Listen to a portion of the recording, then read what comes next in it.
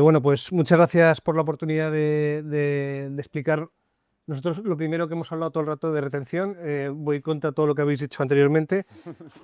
No, permitid, pero bueno, básicamente porque nosotros pensamos mucho desde el punto de vista empresario, que es el que normalmente nos viene con el problema, que ese sí que creen retener, y sobre todo porque muchas veces vemos que el coste de una empresa en atraer es mucho mayor que el del talento que tengamos, aunque pueda ser incluso, es mejor lo malo conocido que lo bueno por conocer. Yo creo que muchas veces en el mundo de la empresa aplica, y pensar que una persona, poder formar una persona nueva, el coste de la formación, que luego la persona se adapte a la mentalidad de la empresa, a la forma de trabajar, pudiendo no ser la persona perfecta, porque conocemos los defectos, pero también conocemos las virtudes. Muchas veces creemos que también pensar en esa retención, aunque sea una palabra que sí, estoy de acuerdo que tiene un significado que puede ser negativo, más de casi de la bola de la esclavitud, pero sí que al final creemos que es interesante ver cómo podemos intentar atraer y retener el talento de la empresa. Nosotros somos abogados, perdón por eso, empiezo pidiendo perdón por esa parte. ¿No? ¿Vale? Yo soy socio de Phil Fisher, es un despacho internacional con presencia en Madrid y en Barcelona, y presencia en casi todas las principales ciudades de Europa, Estados Unidos y cosas también por China. ¿Vale? Hacemos sobre todo derecho europeo y bueno, yo soy el socio del departamento fiscal, Javier Fuentes es el socio del departamento de Corporate M&A y Anaís Cobo es la socia del departamento laboral. Entre los tres estamos acostumbrados a hacer planes de retención de talento dentro de la empresa, o de atraer a determinados directivos clave que queremos que se incorporen. Y bueno, yo creo que Anaís nos puede contar un poco cómo va a ser la estructura de cómo es lo que vamos a ir explicando. Gracias, Juan. Bueno, gracias a todos por venir y sobre todo a la asociación por montar esta charla en el día de hoy. Bueno, vamos a tener que, con el corto tiempo que tenemos, vamos a intentar, dentro de la dificultad que a lo mejor como abogados a la hora de transmitir las quejas a veces hoy somos un poco más complejos, pero bueno, vamos a intentar hacerlo fácil, ¿no? Entonces, ¿cómo hemos planteado esta pequeña charla?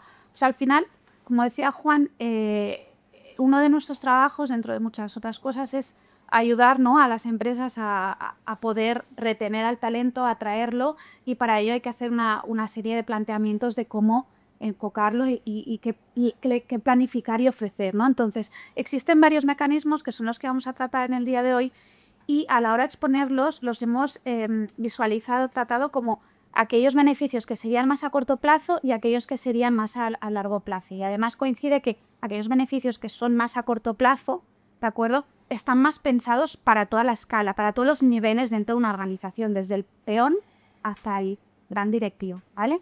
Y en cambio, aquellos beneficios que serían más a largo plazo están planteados más para personal, no me gusta decir más cualificado, pero personal. Alta dirección. ¿Sí?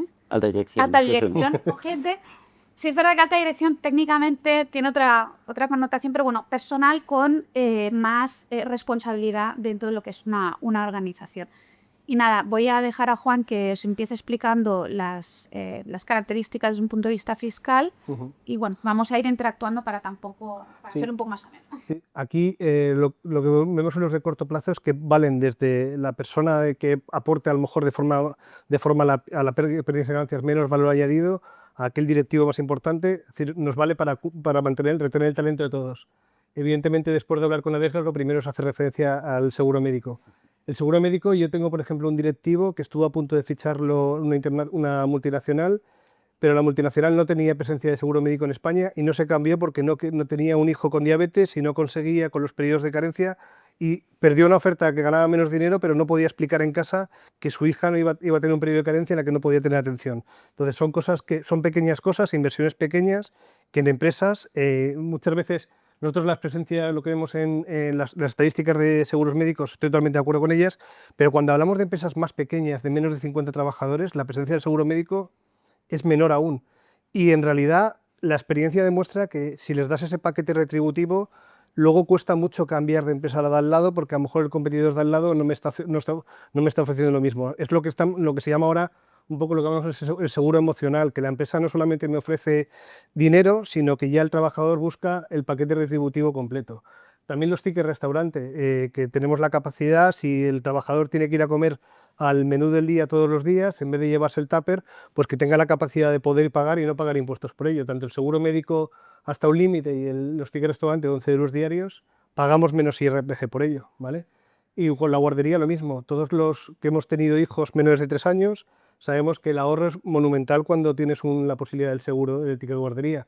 Estamos hablando de que un trabajador que se pague 1.000 euros de guardería al año, por poner unos números redondos, está ahorrando muchas veces 250 euros solamente con este beneficio. Si la empresa de al lado no lo tiene, ya tiene el cambio del proceso, ya tengo que empezar a pedir más dinero y a la empresa en realidad no le está costando ese ahorro fiscal, ¿vale?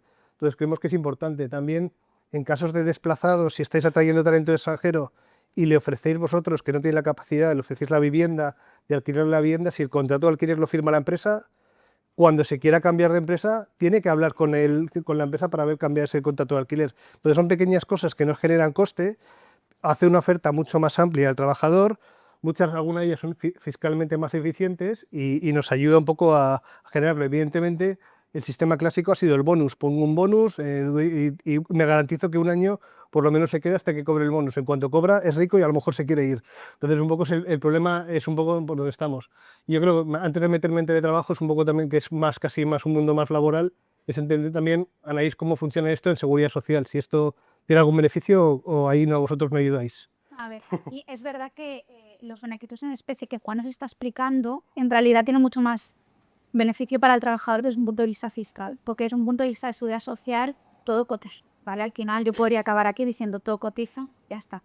Es verdad que todo cotiza, hace unos años había algunas excepciones, pero hoy en día no. Lo que pasa es que es verdad que en función del edificio, el bonus tiene una cotización específica que tampoco, bueno, cotizar íntegramente, pero de forma proporcional al tiempo de devengo.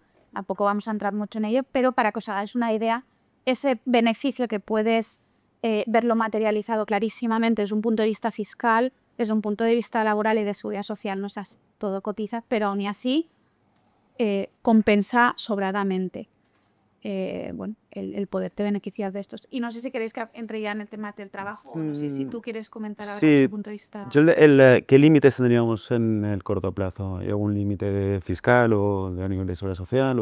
Bueno, es verdad que legalmente tenemos el límite del 30%. Es decir, todos estos beneficios que os estamos explicando Juan y yo son retribución en las TEC, porque al final el trabajador no recibe en su bolsillo un importe económico, sino que recibe un beneficio, ¿vale? Entonces, legalmente es cierto que existe una limitación en el sentido de que no se puede en principio pagar a un trabajador con más de un 30% en especie.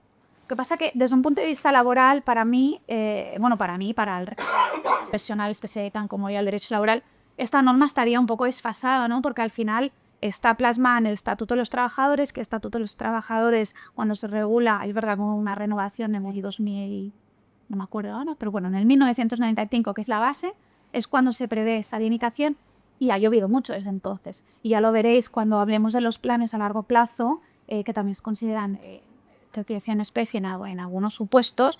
Claro, eso puede suponer mucho más de un 30% de la retribución de una persona. Un plan de stock options a lo mejor estás cobrando un 100 y pico por ciento, ¿no? Entonces, estaría hoy en día desfasado y además la pregunta que a lo mejor muchos estáis formulando es ¿qué ocurre si yo en la práctica, digamos que pago, ¿no? Compenso la retribución de una persona en más de un 30% en beneficios en especie? Realmente no ocurre nada. Es decir, no existe en la regulación actual, en el marco laboral vigente, una consecuencia, una infracción como tal y una sanción por pagar más de un 30% en especie, ¿no? Fiscalmente sí. Fiscalmente ahí es donde iba, ahí fiscalmente es distinto. Fiscalmente el exceso del 30% técnicamente es fiscalmente no deducible para la empresa. Al trabajador no le pasa nada, así que ahí no somos un riesgo desde el punto de vista del trabajador, pero sí que la empresa, si le está pagando 40 euros de reducción en especie y cobra 100, los 10 euros en exceso con respecto al 30% sería gasto no deducible. Es una cosa que muchas veces la empresa asume porque tampoco es algo que la inspección se suele meter mucho hasta que se ponga de moda y se meterá mucho. Pero sí, sobre todo cuando empieza a crear volumen práctico, pues empiezan a meterse en esas cosas. Para tener talento, ¿por qué incluís aquí el teletrabajo? Exacto, es verdad que, a ver, el teletrabajo, aquí estáis viendo todo que se puede, digamos, economizar, ¿no? O sea, por fin no deja de ser dinero. Teletrabajo no lo es, pero bueno, la jornada de hoy trata de retener, de fidelizar. Yo es que a mí la palabra retener también siempre me ha gustado bastante. De escuchar a todos decía, bueno, sí, no pasa nada. Entonces, al final, hoy en día, y lo ha hecho muy bien Albert, hoy en día el teletrabajo es, digamos, una de las primeras cuestiones que cualquier persona que te viene a ver a una empresa para hacer una entrevista, es que es lo primero que te pide. ¿Cuántos días de teletrabajo voy a tener? Entonces, al final, nosotros también como abogados ya tenemos esa visión y creemos que, y también ayudamos a las empresas, ¿no?, a regular ese teletrabajo, porque el teletrabajo no es, oye, mira, si vas a tener teletrabajo, existe todo un marco normativo detrás para garantizar tanto al trabajador como a la empresa que la regulación, ¿no?, que las reglas del juego de ese teletrabajo van a ser, digamos que justas para las dos partes y que en todo momento, incluso desde un punto de vista empresarial, va a haber un control, ¿no? ¿Qué ocurre si el día de mañana, pues porque el teletrabajo no funciona, quiero que esa persona vuelva a prestar servicios cada día en la empresa, ¿no? O al revés, voy a hacer obras, que me ha pasado muchas veces, voy a hacer obras en la empresa y ahora necesito que durante 4 meses alguien esté teletrabajando. ¿Qué mecanismo jurídico tengo yo para asegurarme de que esa persona va a estar teletrabajando, ¿no? Entonces, el teletrabajo es hoy en día una pieza clave en todas las relaciones laborales, pero para mí más clave es, ya que es donde dejo yo la nota de abogada, digo, más clave es regularlo y regularlo bien, que no es a veces tan sencillo, ¿no? Por eso hemos creído necesario, bueno, comentarlo hoy. Y no sé tú, Javi, Sí. desde un punto de vista mercantil. No, desde el punto de vista mercantil, corto plazo No tiene que ver con no tiene nada que ver. Yo entro más en el largo plazo, ¿no? En el largo plazo porque por aquí ya empezamos a mezclar lo que es propiedad de la compañía de lo que es la retribución. ¿Cómo se entremezcla todo esto, no? Determinados directivos ya lo que buscan es un mecanismo de generación de valor y de retribución que esté vinculado con el largo plazo. Entonces, ¿qué es lo que vamos a buscar aquí con el alto directivo? Es retenerlo y que pueda captar valor al cabo de unos años. Valor que irá por dos vías. Una, el reparto de dividendo que genera la compañía o eventualmente una venta. Entonces, ¿qué instrumentos tenemos para canalizar esta retribución del directivo? Tenemos una entrega directa de acciones, es decir, yo te entrego un pequeño paquete accionarial y cuando haya una distribución de dividendo a futuro, pues tú vas a tener una parte del dividendo. Si se vende la compañía, tú evidentemente pues tendrás una parte de esta venta. ¿Qué pasa? Muchas compañías no les gusta, compañías familiares no les gusta dar un pedazo de esa compañía, ¿no? Una empresa familiar le va a costar mucho. Entonces, lo que se ha optado es que tienes otros sistemas en startups y demás en el que, por ejemplo, se le da una acción fantasma. Esa acción fantasma se comporta igual que una acción. Es decir, si hay una venta de una compañía, tú cobrarás un bonus vinculado a la diferencia del valor entre que te dieron esa acción a lo que recibes con la venta. O si hay un dividendo, tú recibirás un bonus en forma económica, pero vinculado a este dividendo. Veremos luego que hay una diferencia también fiscal, explicará Juan. ¿Cómo vamos a retener, no? Es decir, no lo vamos a hacer de golpe esto al directivo. Lo que vamos a establecer es un plan, vincular normalmente a un business plan, es decir, al que el alto directivo pueda ejecutar, en el que dirás, oye, pues mira, yo te voy a dar en este plan un año de prueba. Hasta que no pase este año, yo no te voy a dar ningún beneficio de este estilo. Y cuando van pasando los años, te voy a ir dando pequeñas partes de este derecho, ¿no? Te voy a dar pues, unas acciones o te voy a dar unas phantom shares. Y esto pues, se prorroga, ¿no?, el plazo de, pues, típicamente entre 3 a 5 años, cuando esperamos que pueda haber ese evento de liquidez, ya sea la venta de la compañía o la distribución del dividendo. El determinar uno u otro, hemos dicho que hay un componente emocional, sobre todo para empresa familiar, cuesta dar una parte de la compañía. También vemos que el hecho de que un directivo reciba una parte de esa compañía en forma de acciones también tiene un efecto emocional y de retención muy grande, es decir, formar parte, ¿no? O sea, que una compañía te entregue una parte de las acciones eleva el estatus, ¿no?, de empleado o directivo a ser socio, ¿no? Y esto tiene un efecto muy de retención del directivo, de fidelización. No de correcto. retención. De retención. Palabra tabú. Pero muchas veces esto no viene determinado tan solo por cómo queremos, digamos, que participe en la compañía, sino viene un componente fiscal muy importante que al final es lo que nos acaba afectando. Sí. Aquí todos estos planes en realidad estamos copiando estructuras de Estados Unidos, que fueron los que empezaron a meter al trabajador dentro del accionariado de la empresa, porque la mentalidad de Estados Unidos del trabajador no es tan proteccionista como pasa en España, ya no solamente a niveles de despido, pero también la mentalidad de que cualquiera quiere ser empresario, pues en Estados Unidos eso se produce, mientras que aquí hay muchas veces que también hablas con trabajadores de dar acciones y hay vértigo. También hay momentos en los que yo no quiero ser accionista, yo quiero seguir siendo trabajador, que me garantices dónde es decir, que eso también pasa.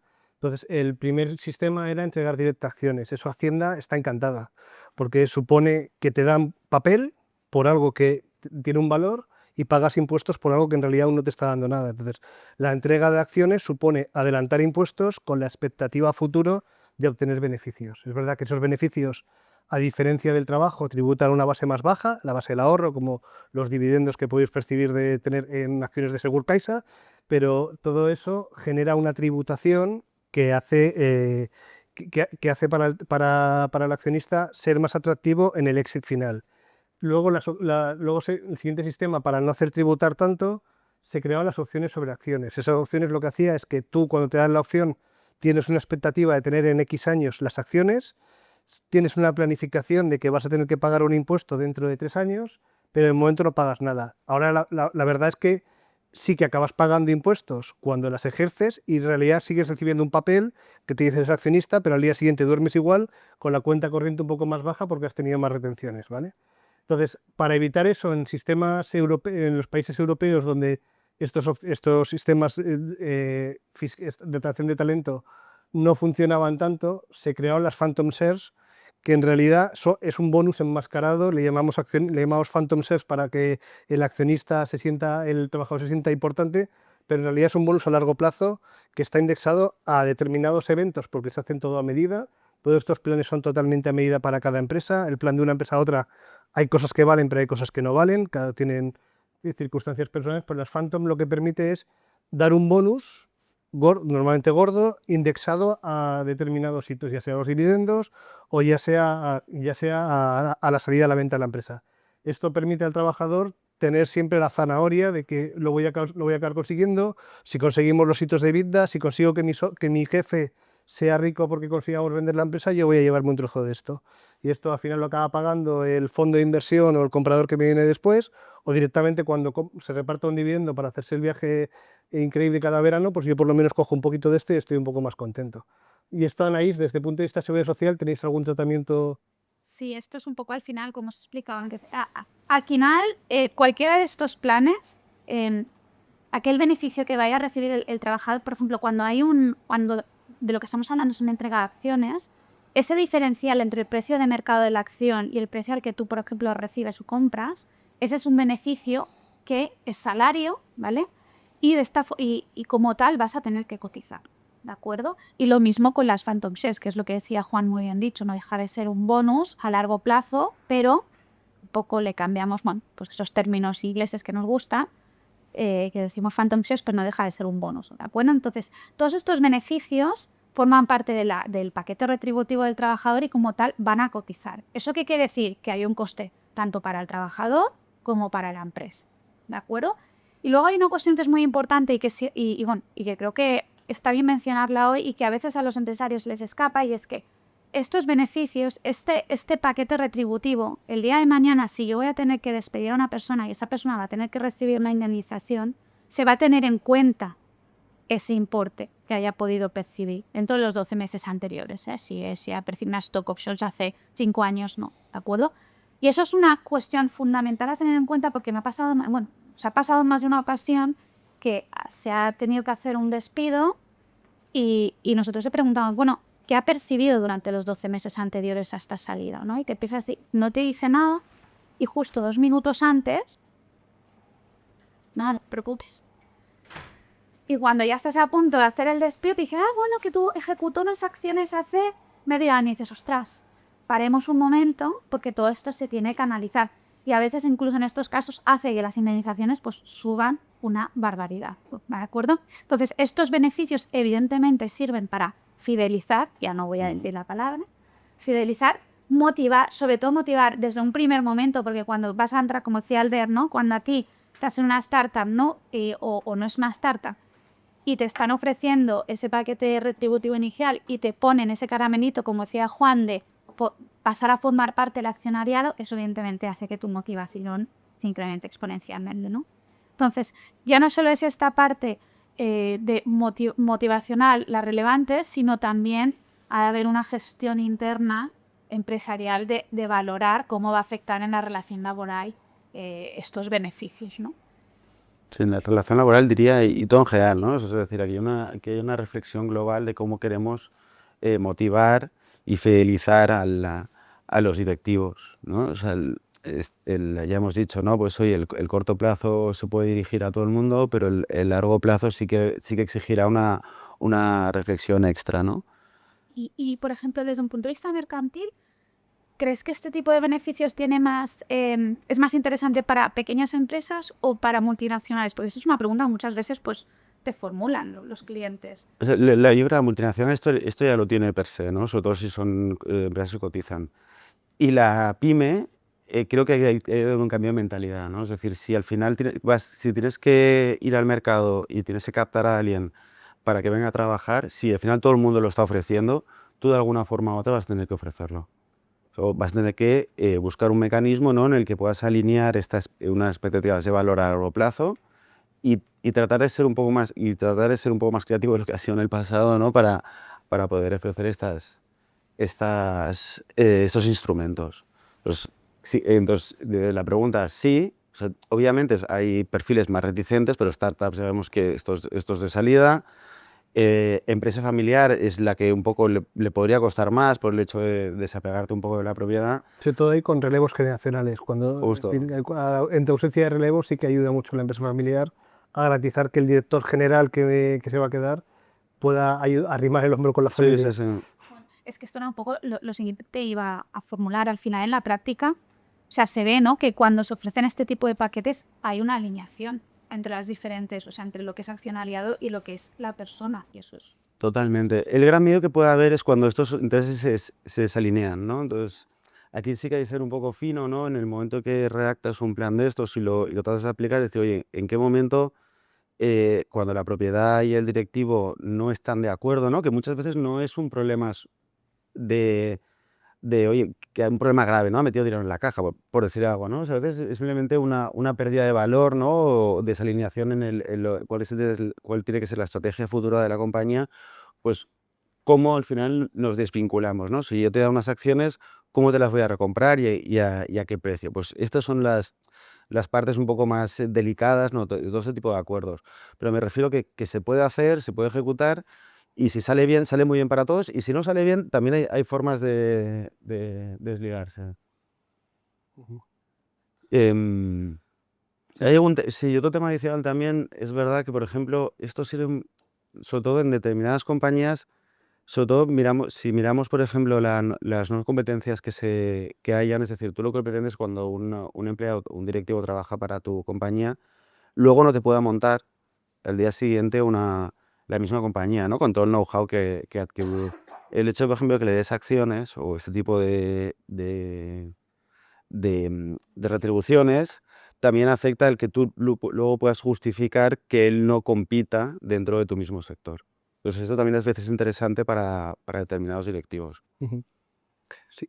Sí, yo luego también para empresas internacionales tenemos la capacidad de poder atraer a gente a vivir a España, que muchas veces te encuentras con la mano de obra a lo mejor puede ser más barata que en Reino Unido, por ejemplo, los puedes llegar a traer a España cogiéndonos a la ley Beckham, por ejemplo, que tenemos que si no es futbolista te puedes aplicar por mucho que se llame Beckham, son cosas de nuestro país, pero, pero el caso es que el caso es que podemos acogernos a este sistema, el que permite que el trabajador tributa el 24% a tipo fijo, lo cual es una maravilla si gana más de 60.000 euros, pero además si le estamos dando acciones, las ganancias de esas acciones, mientras está en España trabajando, están exentas de tributación, por lo que también genera mucho impacto para poder llegar a atraer el talento y demás. Y luego, Javier, el problema aquí es cómo regulas la existencia de estos trabajadores que tienen de repente, están sentados en la Junta General con los accionistas, se pueden oponer de repente a que vendamos la empresa si viene, no viene, cómo regulamos Sí. todo esto. Aquí estamos viendo, lo que queremos, ¿no?, es dar un beneficio económico, pero si les damos acciones también, tienen derechos políticos.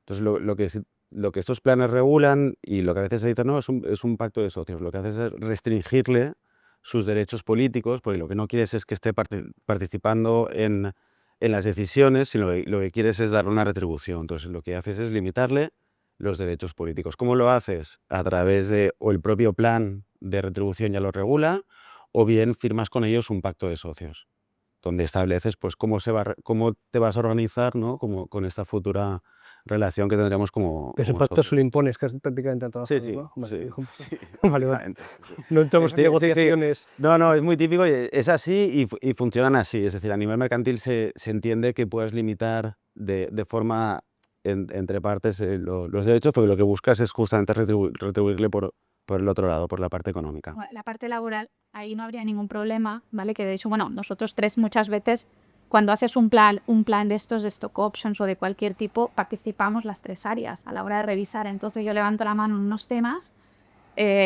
Juan en otros y Javi en otros, ¿no? Pero laboralmente el planteamiento de limitar determinados derechos políticos es totalmente válido, ¿de acuerdo? O sea, al final lo que tiene mucho peso es, una vez se cumplen los, digamos, los condicionantes que están establecidos en ese plan, ahí sí que yo no puedo limitarlo en función de qué supuestos ante qué supuestos estamos, pues ahí no vamos a poder limitarlo laboralmente, ¿no? Pero en general, si lo regulas todo y lo regulas más o menos desde el punto de vista laboral, fiscal y mercantil, no debe haber ningún problema en temas de derechos políticos. Sí, también muchas veces también nombras el directivo, deja de ser directivo, a lo mejor lo nombras como consejero delegado, consejero ejecutivo, o le nombras administrador de la compañía. Ahí también otra vez, ¿no? Es importante ir de la mano de fiscal, de laboral y de mercantil, porque muchas veces cambia la relación, ¿no? Muta de una relación laboral al hecho de estar nombrado como consejero o administrador, pues pasa a tener una relación mercantil. Y eso hay que ir con mucho cuidado. Sí, yo lo que diría es que estos planes siempre hay que diseñarlos a medida de cada compañía. Las sensibilidades también de cada accionista pueden ser muy diferentes, ¿no? Pero son mecanismos que existen, que son muy válidos y realmente funcionan para fidelizar Sí. Y a además, la muchas veces nos directiva. vienen impuestos desde la matriz, y la matriz, aquí lo que tenemos es una filial en España y la matriz está en China, está en Estados Unidos, está en Londres, te encuentras normalmente un plan de retribución que es el con el que tenemos que pelearnos un poco, intentar adaptarlo a la normativa española, que sobre todo Anaís es la que más sufre toda esa parte. Todo que está mal. Es porque en laboral tenemos en España el derecho, perdona, bueno, Sí. que el derecho laboral español es muchísimo más restrictivo que, por ejemplo, los planes americanos. Nosotros recibimos los planes, como dice Juan, de la Natriz, pretende aplicarlo aquí en España, y cuando lo lees dices, hombre, a ver, poder puede, lo que pasa que el día de mañana, si se hace un problema, se entenderán la mitad de las cláusulas por no puesto. ¿Me explico? Entonces, al final, nuestro trabajo, eso de aquí, Juan y yo, es como aplicar, o sea, nuestra labor es hacer que ese plan que a lo mejor te viene de Estados Unidos, tocarlo lo menos posible para que cumpla con la regulación vigente española. Y realmente eso se tiene que analizar, porque es una cuestión de expectativa. Al final, aquí no, todas las partes se piensan que el plan va a aplicarse de una manera que no es verdad. Y muchas veces esos problemas de adhesión se tienen que tratar y regular bien para que sobre todo el mundo sepa cuáles son las reglas reales del juego.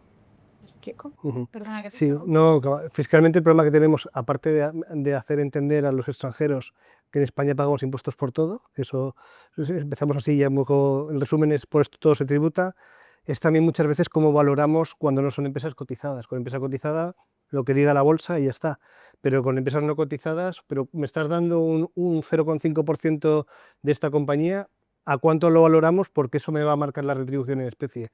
Y ahí es donde pues, tenemos que intentar sacar el informe de valoración de alguna Big Four o alguna compañía de auditoría que diga un número que más o menos todo el mundo esté de acuerdo, e intentar defenderlo. Suele ser el mayor problema que tenemos, aparte de entender cuándo realmente se produce lo que llamamos fiscalistas el hecho imponible, que es cuándo va a tocar a mí pagar impuestos por esto que me están dando.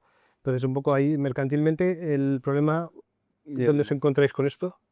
Yo creo que justamente el problema es el de la valoración, ¿no? Que, o sea, al final te peleas por esto. Creo que, por ejemplo, los sistemas de Phantom, por ejemplo, en el que siempre al final, ¿por qué se utiliza más el Phantom que la stock? ¿No? Hemos hablado que hay un tema fiscal, pero también hay un tema que no se lo tocan derechos políticos, y luego al final es más fácil deshacer la Phantom, ¿no?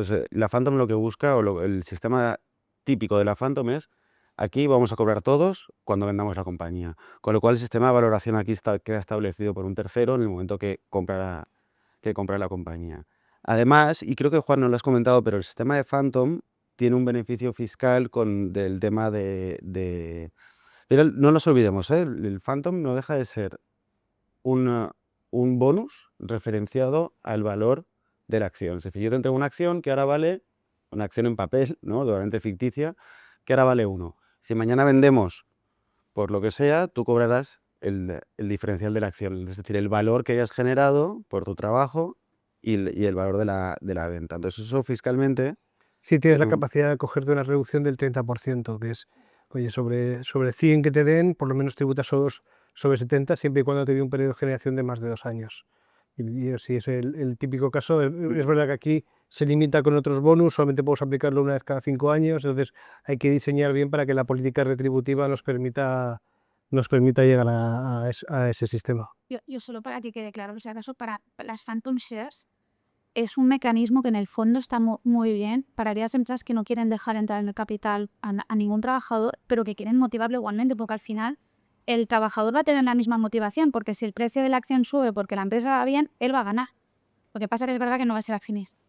Pero es uno de los mecanismos que hoy en día se están utilizando bueno, yo los veo cada vez más. Sí, startup Están muy bien pensados, la verdad.